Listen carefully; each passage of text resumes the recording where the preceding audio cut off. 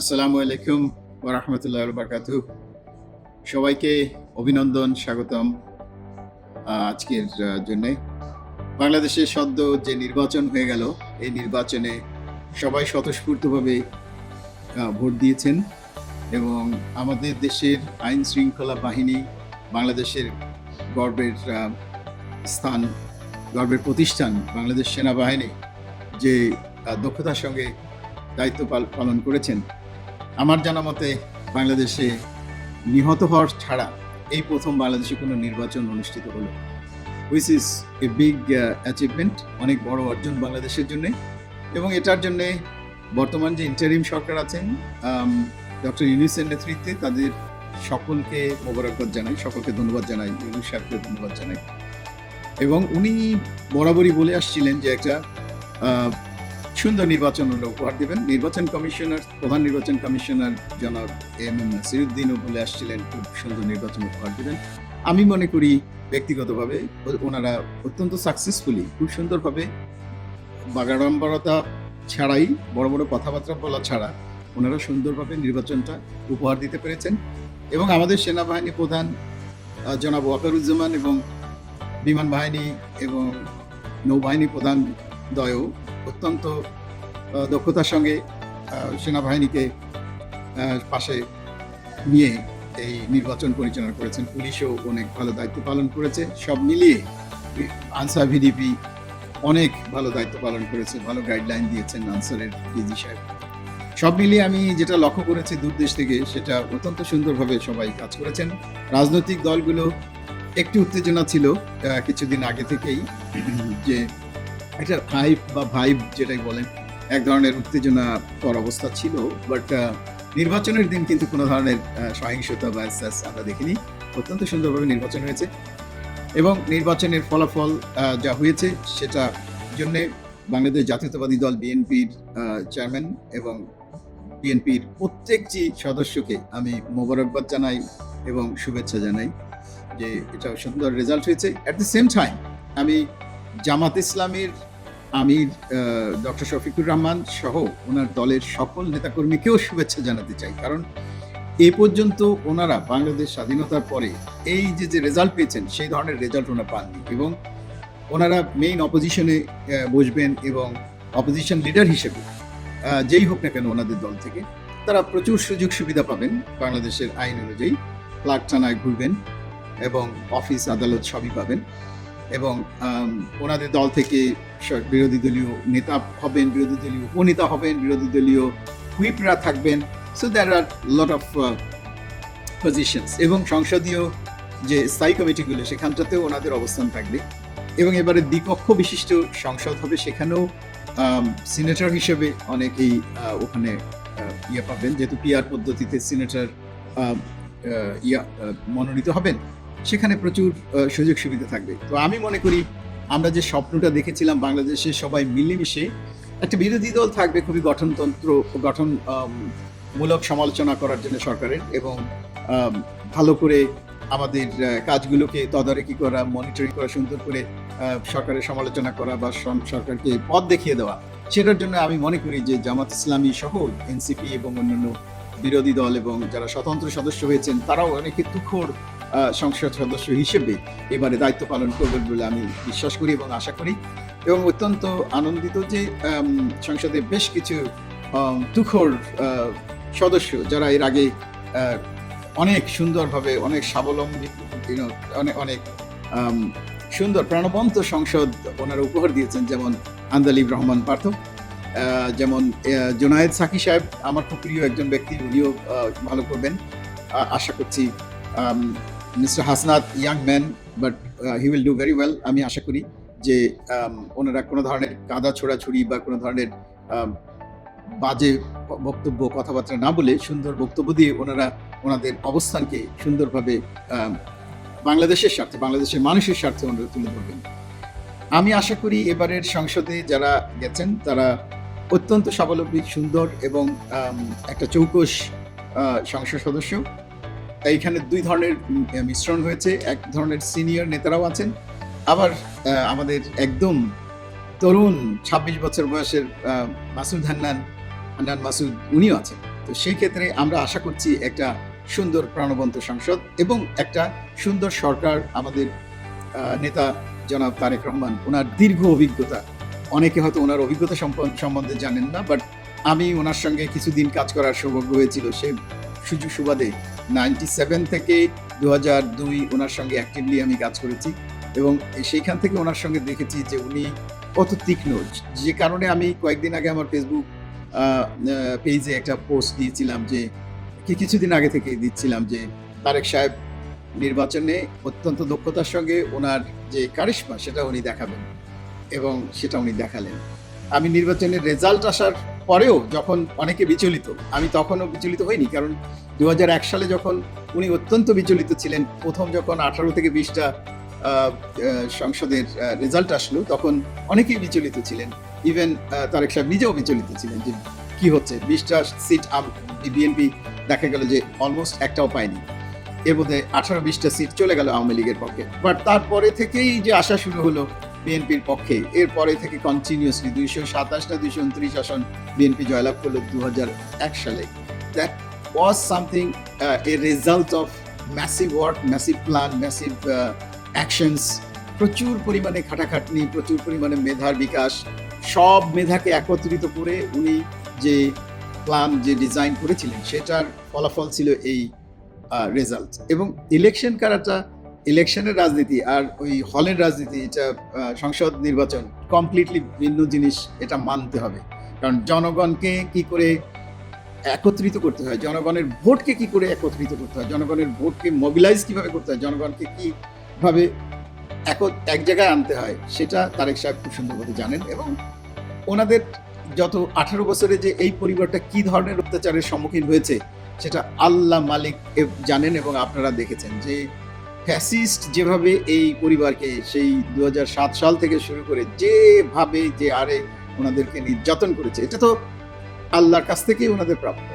এবং আমরা সারাক্ষণ দোয়া করেছি যে ওনাদের এই অত্যাচার নির্যাতনের এগেনস্টে আল্লাহ ওনাদেরকে যেন দুনিয়াতেই সমস্ত ধরনের সম্মান দিয়ে তারপরে যেন ওনাদেরকে নিয়ে যায়। এবং সে মোতাবেকই আমি মনে করি যে আমাদের নেত্রী বেগম খালেদা জিয়া বাংলাদেশের একমাত্র মুরব্বী ছিলেন, যিনি গণতন্ত্রের জন্যে, যিনি গণতন্ত্র প্রতিষ্ঠার জন্য সকল ধরনের নির্যাতন অত্যাচার, সমস্ত সীমাহীন নির্যাতন অত্যাচার সহ্য করেছেন এবং ওনার জীবনকে বিসর্জন দিয়ে বাংলাদেশের জন্য জীবন বিসর্জন দিলেন। আমি মনে করি যে ওনার প্রতি যে অন্যায় অত্যাচার করা হয়েছে সেটার জন্য ওনার এই অকাল প্রয়াণ আমরা দেখলাম।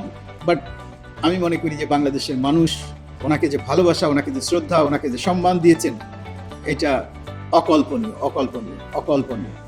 সব ধরনের শ্রেণী পেশার মানুষ ওনাকে অত্যন্ত সম্মানের সঙ্গে, সারা বিশ্ব ওনাকে সম্মান করেছে। এটা আমি মনে করি যে বিশাল পাওয়া ওনার। আমরা তো সবাই মরে যাব, কিন্তু এই যে সম্মান নিয়ে উনি মারা গেলেন, সেটা ওনার জন্য বিশাল পাওয়া। তবে আমার কলিজার মধ্যে, আমার হৃদয়ের মধ্যে আঘাত লাগে, কষ্ট লাগে যে এই আজকের যে বিজয়, এটা যদি ম্যাডাম দেখে যেতে পারতেন তাহলে আমাদের জন্য, আমরা একটু ভালো ফিল করতাম, আমাদের জন্য একটু ভালো লাগতো যে ম্যাডাম এটা দেখে গেলেন। এটা দেখে যেতে পারেন, এটার জন্য আমাদের একটু দুঃখ লাগছে। বাট আমি মনে করি তরুণ নেতৃত্ব জনাব তারেক রহমান, এখনও উনি 50-এর কোঠায়, এখনও উনি 60-এর কোঠায় যাননি।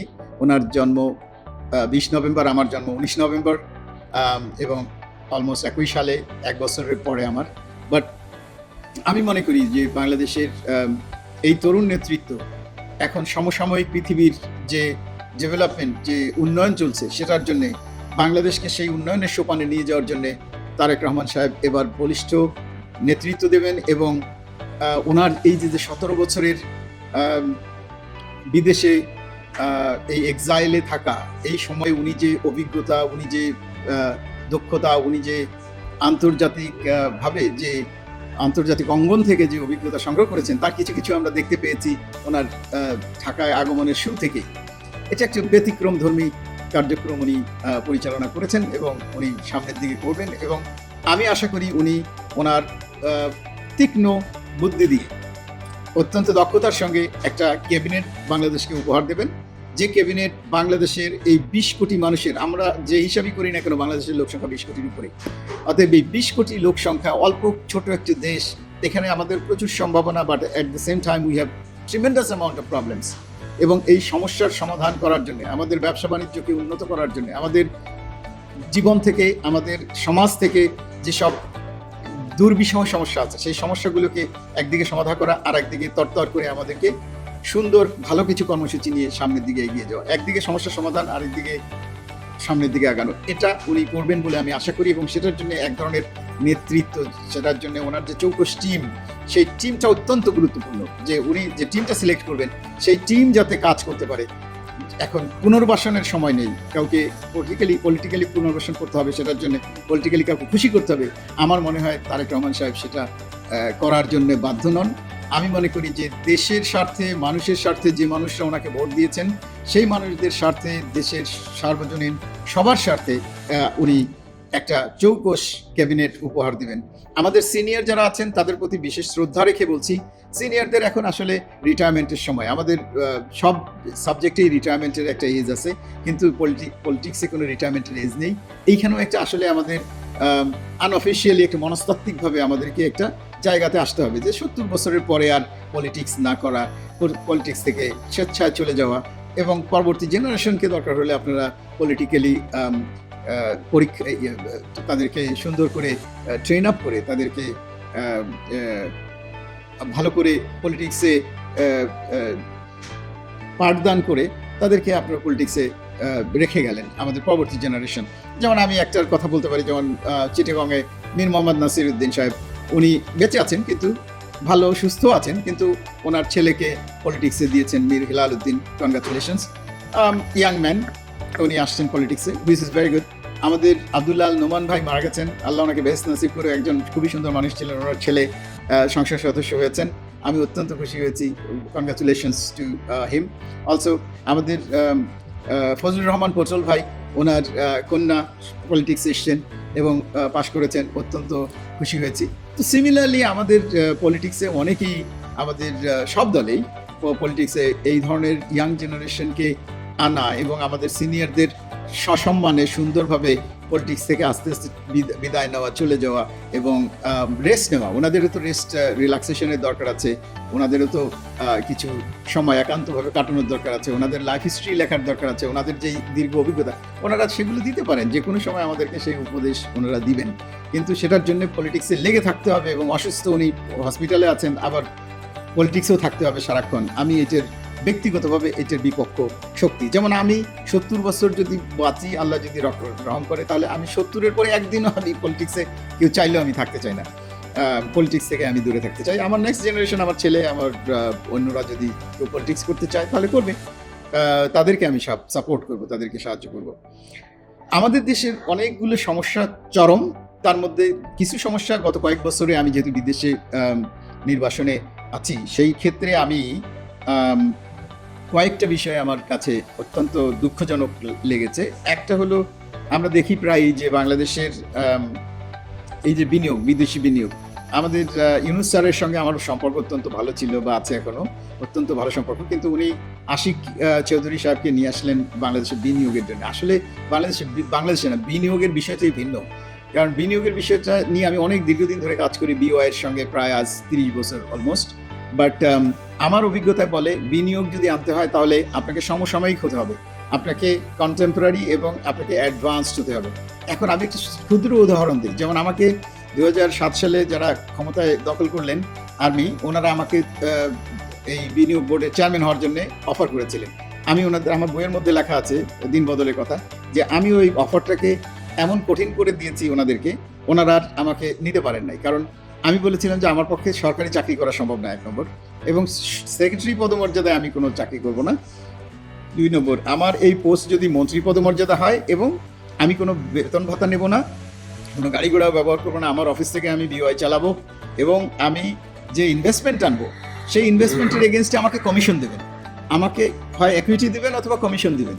সেই কমিশন থেকেই আমি যা ইনকাম করব সেটাকে আমি ট্রান্সপারেন্টলি সবার সঙ্গে ভাগ করে আমি যাকে ইচ্ছা তাকে দিব, আমার যতটুকু ইচ্ছা ততটুকুন আমি রাখবো।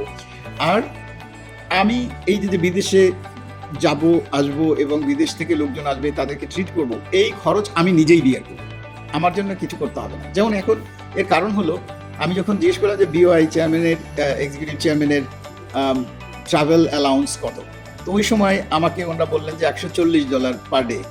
সো আমি বললাম যে $140 দিয়ে তো এটা দিয়ে তো আমি নাস্তাই খেতে পারবো না, ভালো করে একটা খাবারই খেতে পারবো না। তো এখন আমি একজন বিলিয়নিয়ারকে আমি যদি দাওয়াত করি যে ভাই আসো, আমি একটা 3 স্টার হোটেলে উঠলাম বা 4 স্টার হোটেলে উঠলাম, ওইখানে তো বিলিয়নিয়ার আসবে না। অথবা আমি যখন একজন বিলিয়নিয়ারের সঙ্গে দেখা করতে যাব, তখন আমাকে পর্যাপ্ত সুন্দর উপঢৌকন তার জন্য নিয়ে যেতে হবে, এবং তার সঙ্গে কথা বলার জন্য আমাকে একটা জায়গায় যদি তাকে আমি দাওয়াত দিই, তাহলে আমার পকেটে অ্যাটলিস্ট $2-5,000 থাকতে হবে, যেখানে আমার ওনাকে ট্রিটমেন্ট করতে গেলে ওই ধরনেরই খরচা করতে হবে। এখন আপনি ইনভেস্টমেন্ট চাইবেন বিলিয়ন্স অফ ডলার, বাট আপনি অ্যাট দ্য সেম টাইম খরচ করবেন না। আপনি অ্যাট দ্য সেম টাইম ওই লোককে আসতে বলবেন, ওই ইনভেস্টরকে আসতে বলবেন একটা 4 স্টার হোটেলে পচা ধচা, সেটাতে ইনভেস্টমেন্ট আসবে না। আপনি একটা কাগজ ডকুমেন্ট দিতে পারবেন, কিন্তু ওই ডকুমেন্ট পড়ার মতো সময় ইনভেস্টরদের নেই। আপনাকে এটা 1-to-1 কথা বলতে হবে, আপনাকে যোগাযোগ করতে হবে। The handshake makes a lot of sense, the eye contact makes a lot of sense, and the confidence level makes a lot of sense also. এই ইনভেস্টমেন্ট নিয়ে আমি গত 15 বছর আল্লাহর রহমতে কাজ করছি, এবং বিলিয়ন্স অফ ডলারের ইনভেস্টমেন্ট বিভিন্ন দেশে চ্যানেল আপ করেছি। বাংলাদেশে আনফর্চুনেটলি ইনভেস্টমেন্ট করতে পারিনি, বিকজ অফ আমি বাংলাদেশে নেই। এবং আমি কয়েকদিন আগে ফেসবুকে যে পোস্টটা দিয়েছি গত 3 দিন আগে, সরকারের যে জাতীয়তাবাদী এবং প্রগতিশীল শক্তি যদি ক্ষমতায় আসে, তাহলে আগামী 5 বছরে আমার ব্যক্তিগত উদ্যোগে, আমার কোম্পানির উদ্যোগে আমি সারা বিশ্বের 300 জন ইনভেস্টরের ফান্ডকে আমরা মনিটরিং করি এবং হ্যান্ডেল করি, এবং আমরা তাদের সাপোর্ট করি finding possible big and lowest hanging good quality project দেওয়ার জন্য। তারা যেসব গুড কোয়ালিটি প্রজেক্ট আমরা তাদেরকে রেকমেন্ড করি, সেই প্রজেক্টগুলোতে ওনারা ইনভেস্টমেন্ট করেন। তো বাংলাদেশে আমি আশা করি আগামী 5 বছরে আমরা ভালো কিছু প্রজেক্ট প্রাইভেট সেক্টরে হতে পারে, সরকারি সেক্টরে হতে পারে, সেখানে আমরা প্রতি বছরে অ্যাটলিস্ট $20 বিলিয়ন একটা ইনভেস্টমেন্ট আমরা আনার জন্য চেষ্টা করব। আমরা একটা টার্গেট ধরি 20 বিলিয়ন, সেখানে 5 বিলিয়নও যদি আসে, বিলিয়নের ঘরে থাকতে হবে। গত বছর 2025-এ আশিক চৌধুরী ইনভেস্টমেন্ট এনেছেন $339 মিলিয়ন। 339 মিলিয়ন কাউকে কিছু করতে হবে না। বাংলাদেশে এমনিতেই 339 মিলিয়ন তো দূরের কথা, 540 মিলিয়ন আসবে এমনিতে, কাউকে কিছু করতে হবে না, কোনো কর্মসূচি ছাড়াই, কোনো টাকা পয়সা খরচা ছাড়াই, কোনো কিছু ছাড়া এমনিতেই আসবে। কিন্তু আমরা we are talking about billions. এবং আমি আশা করি, আমি বিশ্বাস করি সরকারের সহায়তা থাকলে এবং সরকারের ইন্সপিরেশন, আমি যেটাকে সবসময় বলি যে I don't need a favour. আমি আমার কারো কাছ থেকে ফেভার নেওয়ার জন্য আমি জন্মাইনি। আমার ডিসফেভার করেন না, আমাকে আটকায়েন না, আমার পায়ে দড়ি দিয়েন না, আমার রাস্তা বন্ধ করেন না। আমার যদি কোনো ভুল ভ্রান্তি থাকে আমাকে দেখায় দেন, বলে দেন, আমি সেটা শুধরাই নেব, কিন্তু আমাকে আমার দরজা বন্ধ করেন না। আমি উন্নয়নের জন্য কাজ করতে চাই। আমি বাংলাদেশের উন্নয়নের জন্য এ পর্যন্ত যা করেছি, গ্রুপ 4-কে নিয়ে এসেছি, G4S বাংলাদেশে আজকে প্রতিষ্ঠিত কোম্পানি, অলমোস্ট লাখখানেক লোক কাজ করে দেশে বিদেশে মিলিয়ে, সেটা আমার আনা কোম্পানিতে। আমি হার্টস নিয়ে এসেছিলাম বাংলাদেশে, যখন গাড়ি ভাড়া বলতে কি বোঝায় সেটা জানতো না লোকগুলো। I brought hearts back in 1996-97। আমি বাংলাদেশে প্রথম হেলিকপ্টার প্রাইভেট সেক্টরে চালু করেছিলাম। আমি বাংলাদেশের প্রথম চিংড়ি মাছের পোনা প্লেনে উঠতে পারে, এটা আমার ধারণা। আপনি এখন কক্সবাজারের এমপি সাহেব সালাউদ্দিন, কক্সবাজারের এমপি সাহেব কাজল, এদেরকে জিজ্ঞেস করেন, ওনারা সবাই জানে। আলমগীর মোহাম্মদ মাহফুজুল্লাহ ফরিদ, ওনারা সবাই জানেন যে এই বিজনেসটা বাংলাদেশে আমি প্রথম আমার মাথা থেকে বের করে এটা আমি শুরু করেছিলাম, তার আগে কেউ শুরু করেনি। এখন বাংলাদেশের প্রচুর ফরেন এক্সচেঞ্জ আমরা রক্ষা করেছি, কিছুই তো পাইনি, তার এগেনস্টে তো আমাকে কোনোদিন একটা ধন্যবাদ কেউ দেয়নি। বাট আমি আমার মতো করে গেছি, আমার মতো রিস্ক নিয়ে এইগুলো করেছি, but I was very successful. আমি মনে করি আমাদের দেশের যারা বহির্বিশ্বে কাজ করেন, বিদেশে যারা কাজ করেন, এই আমাদের প্রবাসীরা, তাদের যে কোয়ালিটি, এইটা আসলে আমূল পরিবর্তন করা দরকার। আমাদের দেশে যারা এমপ্লয়মেন্ট সার্ভিসে নিয়ে কাজ করেন, যারা সোকল্ড আদম ব্যবসা করেন, তাদের আমি অনুরোধ করব, তাদেরকে আমি অনেকবার অনুরোধ করেছি, এখনও অনুরোধ করব যে আমাদের দেশে সুন্দর সুন্দর ট্রেনিং সেন্টার খুলে, শুধুমাত্র ট্রেনিং না, তার সঙ্গে ওরিয়েন্টেশন দরকার। যে একটা ছেলেকে আপনি বা একটা মেয়েকে কোথাও পাঠাবেন, ওই দেশের কৃষ্টি, কালচার ইত্যাদি ভাষার মিনিমাম একটা দখল দরকার, এবং ইংরেজি ভাষা ইজ এ মাস্ট। যে যেখানেই যাক না কেন, তার জন্য মিনিমাম একটা ইংরেজিতে 2-5 মিনিট কথা বলতে পারে, এরকম একটা দক্ষতা তাকে হাতে দিয়ে তারপরে বিদেশে পাঠানো দরকার। তো এই বিদেশে পাঠানোর জন্য, এদেরকে তৈরি করার জন্য আমাদের ট্রেনিং সেন্টার খোলা দরকার। এই ট্রেনিং সেন্টারের জন্য একটা আমি মনে করি 10 কোটি লোককে যদি আপনি ট্রেনিং দিতে চান, এই মুহূর্তে যদি আপনি বাংলাদেশে জিজ্ঞেস করেন কত লোক বিদেশে যেতে চায়, 10 কোটির উপরে মানুষ পাওয়া যাবে যারা বিদেশে যেতে চায়। বাট তারা যে করবে কি করবে, কি খাবে, কি ইনকাম করবে। কয়েকদিন আগে আমি দেখলাম যে ইউনুস স্যার পর্যন্ত বলছেন যে বাংলাদেশে যারা বিদেশে যায় তারা, এবং ফরেন উপদেষ্টা আমাদের তৌহিদ হোসেন সাহেব বলছেন যে বাংলাদেশ থেকে যারা যায় তারা অত্যন্ত লো ইনকাম করে। কারণটা কি? ইংরেজি বলতে পারে না সেজন্য। Yes, of course. তার সঙ্গে সঙ্গে আমাদের স্কিলসও নাই। আমরা ঝাড়ু দেওয়া, অমুক করা, তমুক করা, কনস্ট্রাকশন লেবার, এইগুলোর জন্য লাফালাফি ছোটাছুটি করি। এইটা আমাদেরকে বন্ধ করতে হবে। এই রাস্তা থেকে আমাদেরকে মনস্তাত্ত্বিকভাবে বেরিয়ে আসতে হবে যারা আদম ব্যবসা করেন তাদের, যে তারা ভ্যালু এডিশন করেন, একটা মানুষকে ট্রেন আপ করেন, একটা মানুষকে তার জীবনের জন্য কিছু দান করেন, তাকে ইংরেজি শেখান, তাকে সুন্দর একটা কাজ শেখান এবং সেই কাজের জন্য তাকে পাঠান। তো এক্ষেত্রে আমি মনে করি, আমি বিদেশে বিভিন্ন দেশের সঙ্গে কাজ করি, আফ্রিকাতে, ইউরোপে, সাউথ ইস্ট এশিয়াতে এবং সাউথ আমেরিকাতে। এই দেশগুলোতে প্রচুর পরিমাণে কৃষকদের চাহিদা আছে। আমি মনে করি বাংলাদেশে কৃষকরা ওয়ান্ডার। বাংলাদেশে কৃষকরা যেভাবে সুন্দরভাবে, পরিপাটিভাবে এবং যে পরিমাণ পরিশ্রম করে একটা ফার্মকে, একটা সুন্দর জায়গাকে, একটা ইঞ্চি জায়গা পেলে সেখানে একটা কাঁচামরিচের গাছ হলেও লাগায় সেখানে কাঁচামরিচ তৈরি করতে পারবে। এই যে কারিগর, এদের প্রচুর ডিমান্ড আছে, কিন্তু কেউ মার্কেটিং করছে না। I want to do the marketing এবং I want to create the opportunity for the agriculturists. আমাদের যারা ফার্মার্স বাইরে আছেন তাদেরকে আমরা বাইরে এক্সপোর্ট করতে চাই, এবং সেটার জন্য কিন্তু এই এলোমেলো বিক্ষিপ্ততার বাইরে যে সুন্দর করে তাদেরকে ট্রেন আপ করে এদেরকে আমরা এক্সপোর্ট মার্কেটের জন্য তৈরি করতে পারি। এইটা একটা পয়েন্ট। 2-3 নম্বরে হলো আগামী 5 বছরের জন্য বাংলাদেশের এনার্জি সেক্টর, আমরা দেখছি যে শিল্প কারখানা চলছে না গ্যাসের অভাবে। শিল্প কারখানার জন্য বিভিন্ন ব্যবসায়ীরা শিল্প চালাতে পারছেন না, তারা বিভিন্ন ধরনের সমস্যার সম্মুখীন হচ্ছেন, যে এলএনজি নাই, এলপিজি নাই, এটা নাই। কয়েকদিন আগে গেল এলপিজি নাই বাজারে, এলপিজির অভাবে রান্নাবান্না হচ্ছে না। এই যে এনার্জির আমাদের ক্রাইসিস, এটা একটা দীর্ঘমেয়াদী পরিকল্পনা করা দরকার। 50 years অফ এনার্জি সিকিউরিটি আমাদের দরকার, সেভাবে চিন্তা করতে হবে। আমাদের দেশে যারা আছেন তারা এনার্জি কোনো রকম সরকারের সঙ্গে জোগাড়ি করে ওখানে কোনো রকম supply, day to day, week to week, month to month, এটি না করে we go for a long term energy conservation and energy production, energy purchase, energy procurement এবং এনার্জি ডিস্ট্রিবিউশনের যে চ্যানেলগুলো, এগুলোকে লং টার্ম করা দরকার, যেহেতু এটার বাইরে আমরা কিছু করতে পারছি না। সো সেই ক্ষেত্রে LNG, LPG, petroleum, diesel, petrol, octane, jet fuel, এর প্রত্যেকটাই আমাদের দীর্ঘমেয়াদী চিন্তা করে, দীর্ঘমেয়াদী বেসিসে আমাদের এই কখনো যাতে ক্রাইসিসের মধ্যে না পড়তে হয়, সেজন্য G2B একটা লম্বা মেয়াদে এবং কম খরচে কি করে আমরা এনার্জি সিকিউর করতে পারি, সেজন্য আমাদের বিভিন্ন দেশের সঙ্গে যোগাযোগ করা দরকার, এবং আমরা কিছু যোগাযোগে আছি, এবং আমাদের কাছে এই মুহূর্তে বেশ কিছু এনার্জি সোর্সেস আছে যেগুলো দিয়ে আমরা লং টার্মের জন্য বাংলাদেশের এনার্জি সিকিউরিটিটা প্রোভাইড করতে পারবো। 20-30 বছরের জন্য যা লাগে 3 থেকে 5 trillion, 10 trillion cubic feet of gas and 2-3-4 million ব্যারেলস of oil, petroleum and LPG, এগুলো সিকিউর করা সম্ভব, and with a very discounted price and conditions and terms favourable. এটা আমি মনে করি এটা করা সম্ভব এবং করা দরকার। অ্যান্ড বাংলাদেশের পাসপোর্ট, এটা একটা খুবই গুরুত্বপূর্ণ। এটার ভ্যালু দিনে দিনে একেবারে নিচে নেমে গেছে এবং আমাদেরকে কেউ এখন ভিসা দিতে চায় না। আমার এক বন্ধু সিঙ্গাপুরের, উনি বলতেন জোকস করে যে বাঙালিদের কবরে যেতে গেলেও ভিসা লাগে। সো আমাদের সব দেশে এখন ভিসা লাগছে, এবং ভিসা ফ্রি কয়েকটা দেশ হাতে গোনা 30-32টা আছে, সেখানে গেলেও ভিসা লাগে। সেখানে গেলেও হয়রানি কোনো সীমা নেই, ভিসা না থাকলে উঠতে দেয় না প্লেনে, নানান ধরনের সমস্যা, দিনের পর দিন এটা কমে যাচ্ছে। আমি এটা নিয়ে অনেক কথা বলেছি, অনেকবার অনেককেই বলেছি, রিকোয়েস্ট করেছি, even foreign minister, former foreign adviser, present, ওনাদের উদ্দেশ্যেও বলেছি, কিন্তু কোনো কেউ কাজ হয় না। আমি মনে করি তারেক রহমান সাহেব একজন স্পেশাল এনভয় নিয়োগ দিবেন, যার কাজই হবে এই বায়োলেটারাল এগ্রিমেন্টগুলোকে পারসিউ করা, এবং একটা টার্গেট দিয়ে দিবেন যে আপনার কাজ হলো প্রত্যেক বছরে আমাদেরকে 30টা, 40টা বা 50টা দেশের সঙ্গে বায়োলেটারাল ভিসা ফ্রি অ্যাক্সেসিবিলিটি দেওয়া, অ্যাক্সেসিবিলিটি পাওয়া।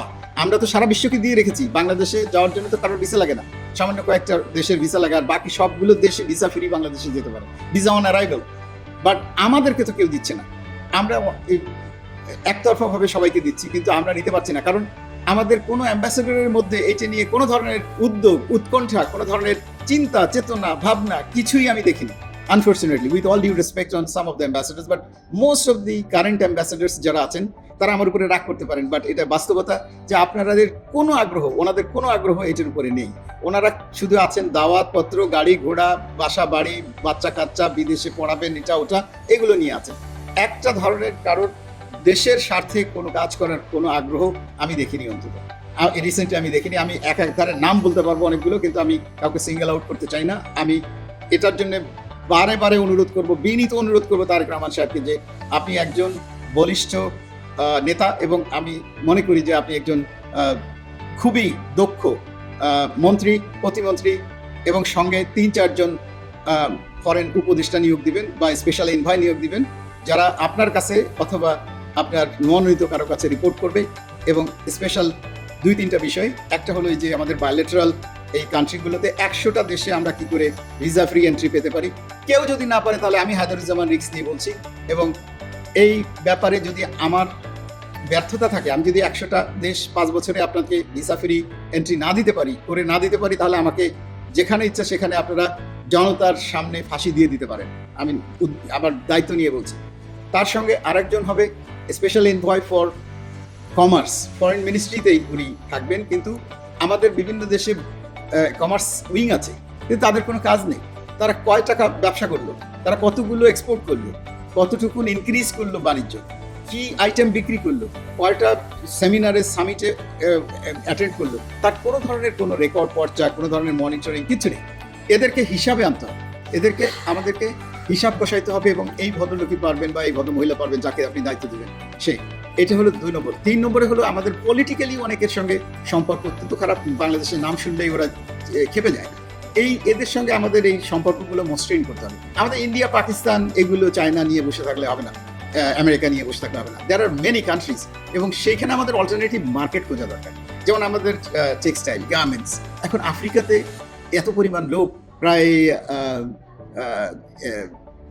আমার মনে হয় ওখানে লোকের সংখ্যা কত বিলিয়ন্সের, 1 বিলিয়নের মতো লোক। এই লোকের সংখ্যা তো প্রচুর পরিমাণে কাপড় লাগে। আমাদের ইস্ট ইউরোপে, স্পেশালি নর্থ এবং ইস্ট ইউরোপে প্রচুর কাপড় চোপড় লাগে। আমরা গার্মেন্টসের জন্য একটা দেশের উপরে নির্ভরশীল না হয়ে এবার ডাইভার্সিফাই করি। আমাদের যে প্রোডাক্ট আছে প্রচুর পরিমাণে, এই প্রোডাক্টের বিভিন্ন জায়গাতে ডিমান্ড আছে। আমাদের সমস্যার পর্যন্ত ডিমান্ড এখন সারা বিশ্বে। আপনারা প্রাণকে দেখেন, প্রাণ কোথায় কোথায় এক্সপোর্ট করছে সেটা দেখেন। এরকম 10টা প্রাণ সব জায়গায় ছড়ায় পড়ুক, অসুবিধা কোথায়? ওয়ালটনের মতো 10টা ওয়ালটন ছড়িয়ে পড়ুক, কোনো সমস্যা নেই। এবং সেটার জন্য আমাদের এই ফরেন অ্যাফেয়ার্সের একজন special envoy, whose job will be to look for new market. এটা আমাদের অন্য এই অ্যাম্বাসেডর সাহেবরা করবেন না। আমাদের ওনাদের দক্ষতা নেই, যোগ্যতা নেই, জানাশোনা নেই ওনাদের, এবং কোনো উদ্যোগও নেই। ওনারা জানেনও না কীভাবে করতে হয়। So but the person that you nominate should be a businessman or a businesswoman that will know, এবং যার ইন্ডিপেন্ডেন্টলি ট্রাভেল করার মতো এবং কথা বলার মতো, মানুষের সঙ্গে মিশে এই ব্যবসাকে নিয়ে আসার মতো দক্ষতা আছে। আমি মনে করি তো আমাদের মুশফিকুল ফজল আনসারি একজন সাংবাদিক, কিন্তু আমি গত 1 বছরে খেয়াল করলাম যে what he has done, he tried to start a lot of business বিভিন্ন দেশের সঙ্গে। তার যে accredited countries-গুলো আছে, মেক্সিকো সহ, সেই দেশগুলোর সঙ্গে সে ব্যবসা করার চেষ্টা করেছে, which is fantastic. I really appreciate that. যে ওনার দক্ষতা নেই, যোগ্যতা নেই, বাট তারপরে চেষ্টার কোনো ত্রুটি নেই, উনি চেষ্টা করেছেন। I believe it will give some results. But যার দক্ষতা আছে, যোগ্যতা আছে, কানেকশনস আছে, তাকে যদি দায়িত্ব দেন তাহলে রেজাল্ট আসতে বাধ্য, আমি মনে করি। তো এটা প্রাইভেট সেক্টর থেকে এই লোকজনগুলোকে আমার মনে হয় ইনডাক্ট করা দরকার এবং দায়িত্ব দেওয়া দরকার। এবং আমাদের যে অ্যাম্বাসিগুলো আছে বিভিন্ন জায়গাতে, এনাদের পিছনে প্রচুর পরিমাণে হাতির মতো খরচ। এই খরচের কারণটা কি? এই খরচের পিছনে আমরা পাচ্ছি কি? হোয়াট উই আর অ্যাচিভিং, আমরা কি অ্যাচিভ করছি, আমরা কি রেজাল্ট পাচ্ছি, এটা monitoring is very very important. So one of the special envoy should also be nominated for the accountability of all the embassies missions in every countries যেটা বাংলাদেশের আছে। এবং এটা আমাদের মন্ত্রী সাহেবরা ব্যস্ত হয়ে যাবেন পলিটিক্যাল কাজে, পলিটিক্যালি ঘোরাঘুরি, এবং বায়োলেটারাল শুধু না, মাল্টিল্যাটারাল অনেক অনুষ্ঠান আদি থাকে, সেইগুলোতে অ্যাটেন্ড করতে করতে ওনাদের বছর শেষ হয়ে যায়, যে কারণে আমাদের কোনো কাজ হয় না। আমাদের দেশের মতো একটা দেশ, আমাদের ব্যবসায়ী আমাদের মুখ্য উদ্দেশ্য হওয়া উচিত। ফরেন পলিসিতে আমাদের business should be our first priority, and then rest of the bilateral বলেন, মাল্টিল্যাটারাল বলেন, and all the other political issues আমরা কীভাবে সিকিউরিটি বলেন, যাই বলেন, সবগুলো ইজ দেয়ার আফটার। এই জিনিসগুলোকে আমি সামনের দিকে আগায় নিতে চাই এবং আমি আশা করি আমাদের দেশের মানুষও এই জিনিসগুলোকে চায় যে আমাদের যারা প্রবাসী আছেন এখন মরে গেলে দেখা যায় যে আমরা চাঁদা তুলে তাদেরকে দেশে পাঠানোর চেষ্টা করছি, এইটার অবসান হওয়া দরকার। এটা আমরা বক্তৃতা শুনতে শুনতে অস্থির হয়ে গেছি। এইটার এগেনস্টেও কিন্তু আমাদের একজন স্পেশাল অ্যাডভাইজার বা স্পেশাল এনভয় থাকা দরকার under the prime minister, that should monitor যে কোথায় কী হচ্ছে সারা বিশ্বে। এই প্রবাসীরা যে টাকা পয়সা পাঠাচ্ছে সেটার উপরেই দেশ এখন বেঁচে আছে এই নেমে, সেটার প্রবাসীদেরকে তাদের সুরক্ষা দেওয়া, তাদেরকে সাপোর্ট করা, শুধুমাত্র যে তারা মরে গেলে তাদের লাশ নেওয়া, that's the last thing before they die. তাদের যাতে শরীর সুস্থ থাকে, কেউ অসুস্থ হলে তার টেক কেয়ার করা, এমবেসি থেকে যে তাকে দেখা, তাকে সাপোর্ট দেওয়া। অ্যান্ড দেন আমাদের যারা বেকার আছে তাদেরকে কি করে জব দেওয়া যায়, যারা জেলে আছে তাদেরকে কি করে ছাড়ানো যায়, যারা ওখানে অপরাধ করছে তাদেরকে কাউন্সিলিং করে কি করে অপরাধ কমানো যায়। প্রত্যেকে counselling is a must everywhere. প্রত্যেকটা দেশেই কাউন্সিলিং করতে হবে এমবেসিকে এভরি উইকে, যে আপনারা এই কাজগুলো করবেন না, এই কাজগুলো করবেন না, এইটা করবেন না, এইটা করবেন না, এইটা করবেন। তাহলে রাস্তা পার হওয়ার সময় সবুজ বাতি দেখেই অনলি আপনারা রাস্তা পার হবেন। আমাদের বিভিন্ন জায়গাতে গালি খেতে হয়, দেখি রাস্তায় লাল বাতি জ্বলে আছে অথচ বাঙালিরা সমানে লাইন দিয়ে হেঁটে যাচ্ছে, অন্য কোনো জাতি হাঁটছে না। এই জিনিস থেকে আমাদেরকে বেরোতে হবে। পান খেয়ে পিক ফেলতেছে, সিগারেট খেয়ে রাস্তায় ফেলতেছে, আর বিদেশিরা গালিগালাজ করছে। এই যে আমরা যারা বিদেশে আছি বা বিদেশে যাচ্ছি তাদেরকে এই কথাগুলো আগেই বলে দেওয়া দরকার, যে কোন দেশে কোন কৃষ্টি, কোন কালচার। যে ইউরোপে যাবে তার কি ধরনের কৃষ্টি কালচারই, যে মিডল ইস্টে যাবে তার কৃষ্টি কালচার কি ধরনের, জাপানে গেলে কি কৃষ্টি কালচার, তারপরে আপনার মালয়েশিয়াতে গেলে কি কৃষ্টি কালচার, ইন্দোনেশিয়াতে গেলে কি কৃষ্টি কালচার মেনে চলতে হবে। এই জিনিসগুলোকে তাদেরকে অ্যাপ্রোপ্রিয়েটলি বুঝাই দিতে হবে। আগে তো তাদেরকে বলতে হবে ইমপ্লিমেন্ট করার জন্য, না বলে আপনি ট্রেনিং না দিয়ে তাদেরকে দোষারোপ করাও ঠিক না। তো সেই ক্ষেত্রে আমি মনে করি যে আমাদের এই প্রবাসী এবং বৈদেশিক মন্ত্রণালয় এই দু জায়গাতে, অ্যান্ড ফরেন ডাইরেক্ট ইনভেস্টমেন্ট, এই তিনটা জায়গাতে আমার দক্ষতা আছে। আমি এটার জন্য বাংলাদেশে কি পেলাম, কি হলাম, কি হলো সেটা এখন ম্যাটার করে না, কারণ উই আর এইজিং। আমি এখন সামনের দিকে কতদিন বাঁচবো অনলি আল্লাহ পাক জানেন, বাট যতদিন বেঁচে আছি ততদিন সুন্দর করে কিছুদিনের জন্য হলেও দেশের খেদমত করতে চাই, মানুষের খেদমত করতে চাই। বাট সেটার জন্য আমাকে এমপি মন্ত্রী হওয়ার দরকার নাই, আমি আমার মতো করেই কাজ করতে চাই। সেই ক্ষেত্রে আমি কোনো বাধার সম্মুখীন যেন না হই, সেটার জন্য আমি ঐকান্তিকভাবে জনাব তারেক রহমান এবং তার সরকারের সহযোগিতা কামনা করে সবাইকে ধন্যবাদ জানিয়ে আজকের জন্য বিদায় নিচ্ছি। ধন্যবাদ।